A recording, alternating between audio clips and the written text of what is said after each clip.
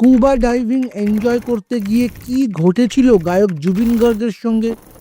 Singapore police coast গার্ডের নতুন তথ্য কি পাল্টে দেবে পুরো গল্প?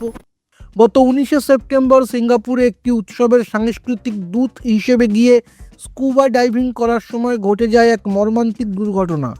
প্রাথমিকভাবে জানা গিয়েছিল জলের নিচে শ্বাসকষ্টের কারণে জুবিন গার্গের মৃত্যু হয়েছে, কিন্তু আসামের মানুষ এই তথ্য সহজে মেনে নিতে পারছেন না।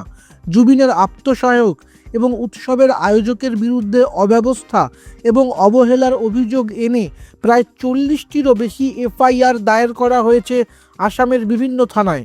এমনকি কেউ কেউ সন্দেহ করছেন জুবিনকে নাকি কেউ জলে ধাক্কা দিয়ে ফেলে দিয়েছিল।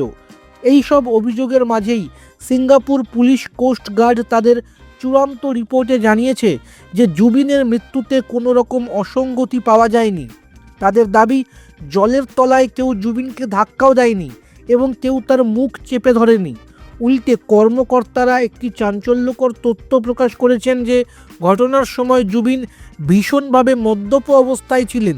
তিনি একসঙ্গে জিন, হুইস্কি, ভডকা সবই পান করেছিলেন।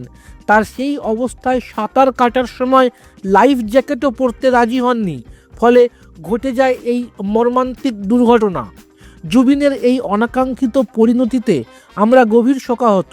কিন্তু আপনি কি সিঙ্গাপুর পুলিশের এই নতুন তথ্যে বিশ্বাস করেন? আপনার কি মনে হয় জুবিনের এই অকাল মৃত্যুর জন্য কি শুধুই তার অবহেলা দায়ী ছিল, নাকি এর পেছনে আরও কিছু লুকোনো কারণ থাকতে পারে? আমাদের কমেন্ট করুন এবং এরকম আরও খবর পেতে সাবস্ক্রাইব করুন এই চ্যানেল। আপনার নিজের জন্য বা নিজের ব্যবসার জন্য পার্সোনাল বা বিজনেস ওয়েবসাইট তৈরি করতে চান, অথবা তৈরি করতে চান আধুনিক মোবাইল অ্যাপ? কোথায় যোগাযোগ করবেন, কিভাবে শুরু করবেন বুঝতে পারছেন না? যোগাযোগ করুন নিচে দেওয়া ফোন নাম্বারে। আপনার সমস্ত প্রশ্নের উত্তর পাবেন এখানেই।